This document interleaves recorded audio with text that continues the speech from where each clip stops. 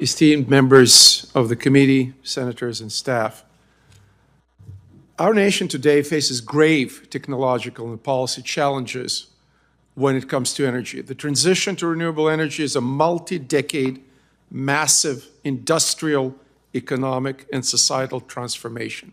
I do believe it's unstoppable. The question is, are we throwing the baby with the bathwater? As it was the case with railroads, cars, telephone cables, contraceptives, and later space travel and genetic engineering, we do not fully grasp all the far-reaching consequences of this phenomenon. As Professor Alexander Mirchev of George Mason University posited in his definitive The Prologue, the Alternative Energy Megatrend volume. However, US has come a long way from 2005, when our energy imports peaked. We became a net energy exporter in 2019. Our national and continental energy security has improved due to shale oil and gas production, growing exports of liquefied natural gas, LNG, and increased electricity generation from renewables. When it comes to the impact of economic and technological progress of the environment, there's no doubt that this is a global and not national issue. Colleagues here mentioned India, China, and other emerging markets, developing countries, that are not taking guidance from this august House, from the Congress in general, or from the Department of Energy and the Environmental Protection Agency, nor they're subject to the jurisdiction of the US courts. When it comes to renewable energy, we must find out what is the optimal way to a zero-emission world where everybody can progress and prosper. The prosperity of the United States and of the West collectively has been built on ever cheaper and abundant energy. The evolution was from wood to coal, to oil, to gas, to nuclear, now to renewable energy. But can we, for example, impose this leapfrog to countries that 10, 30, 50, 70% of the population have zero electricity? There is a huge danger, moral hazard in trying to impose that on them. Unfortunately, at this juncture, the energy field is rife with politicization. There's tremendous pressure to find quick fixes. There are international security dimensions and domestic policy pressures to, as I said, to find quick fixes. The truth is the United States is locked in ferocious competition with China over global leadership, including the world energy future. China is near monopolizing photovoltaic technology for solar panels, mining, refining, and ever more rare earth minerals, and producing more electric cars than the United States. The struggle between the desire to go green today and the necessity to having heat in winter and energy to fuel factories and businesses has been played out in sharp relief in Western Europe since the February 22 Russian reinvasion of Ukraine. Take Germany.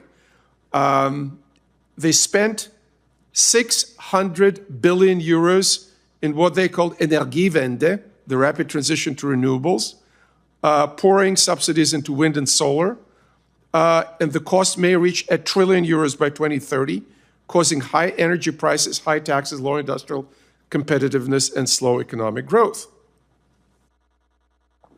And as they needed to walk away from 40+% of their gas coming from Russia and other misguided policies of Chancellor Merkel, the United States, President Biden stepped in and promised them our supply of LNG. Now the Biden administration is trying to walk it back.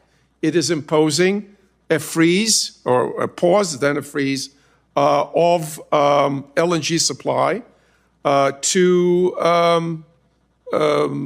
export LNG, and we don't know what's going to happen after the elections.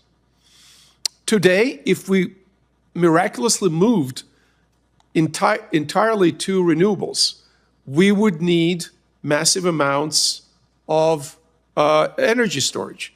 We don't have it. The amount of energy storage today in the United States is 43 minutes. Not hours, not days, not weeks, 43 minutes, as opposed to the strategic petroleum reserve that, when full, has enough oil for 90 days. So we need baseload power sources to meet our ever-increasing energy demands. If, for example, we move to entirely EV, electric vehicles, fleet by 2035, as the EU and California suggest, we would need to increase our energy production by 50%. If this was only the renewables, what would happen at night? What would happen when the wind is not blowing?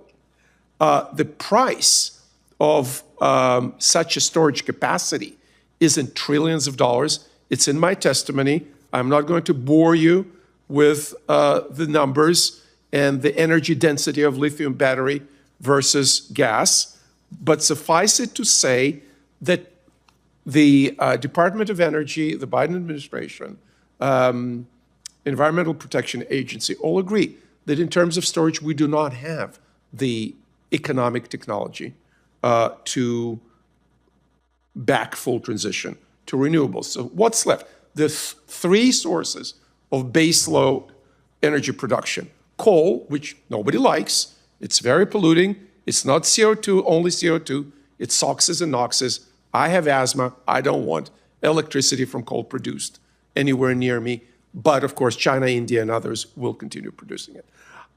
Two is gas, natural gas, and three is nuclear. Let's talk about nuclear. I'm told Senator Whitehouse is a supporter of nuclear, and I fully support that too. It is a zero-emission source of energy, and it's easy to channel to baseload. However, we regulated ourselves out of nuclear energy business since the late 1970s. So in the future, going to the future, if we're serious about climate change and measures to stop it, we need to go through a nuclear renaissance. We need to research new technologies for energy storage, because we cannot rely on solar and wind today as they are today. And most importantly, geopolitically, as we're locked in this competition with China, we need to provide available, ample, and competitive LNG to our allies in Europe and in Asia. That means that, for example, as 20 million tons, 40 billion cubic meters of gas are currently sold by Russia to Europe, and the EU is thinking about sanctions against Russia. Our industry should be ready to step in and provide that LNG. Ladies and gentlemen, if we stop providing LNG to the global market, guess what?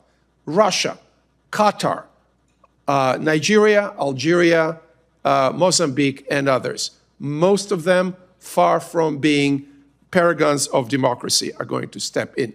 If it's not American molecules, it's not going to be oil, solar and wind. It's going to be Qatar and Russia. To conclude, facing a global systemic challenge which U.S. will not be able to solve alone just by banning fossil fuels production at home, we and our allies are facing geostrategic challenges in Europe, Asia, and the Middle East. Our economy and military need reliable and ample supplies of energy, and so do our allies. We need to manage energy transition in gradual, consumer-friendly, business-friendly ways. We need to expand electricity generation to meet the growing demand from the transportation sector, and we need a nuclear renaissance. Otherwise, undermining American standing, not just an arsenal of democracy, but as a strategic energy reserve of democracy, would undermine US-centric international system with gravest of consequences. Thank you very much.